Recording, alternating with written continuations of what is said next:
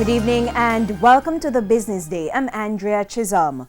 With oil prices at historic lows, opposition spokesman on finance Mark Golding is urging the government to take advantage of favorable conditions. He says it's an ideal opportunity to effectively use the funds generated by the gas tax. I am suggesting that the government use the fuel tax that was put in place some years ago to protect the society from high oil prices. Use some of those funds to go into the oil market and the LNG market if necessary and buy forward. In other words, buy future purchases of oil or natural gas or both at the current low prices or as low as possible, so that when the world economy starts to come out of this slump and oil prices are restored, Jamaica gets the benefit of the lower prices for a longer period of time.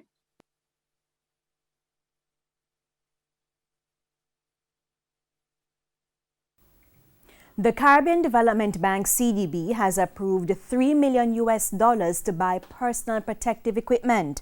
The bank will distribute them to countries that meet the criteria to tackle the COVID-19 pandemic. The equipment will be bought in bulk to achieve greater value for money.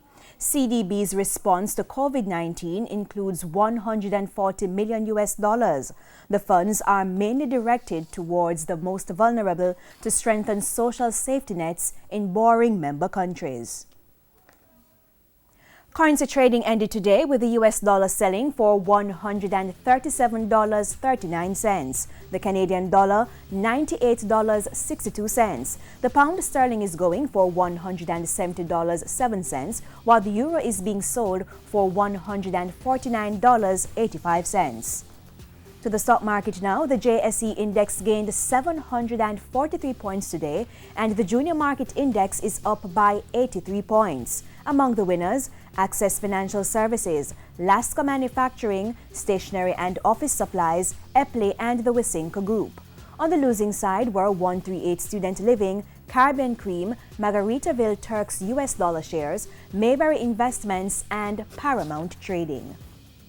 And that's it for the Business Day. I'm Andrea Chisholm. Good evening.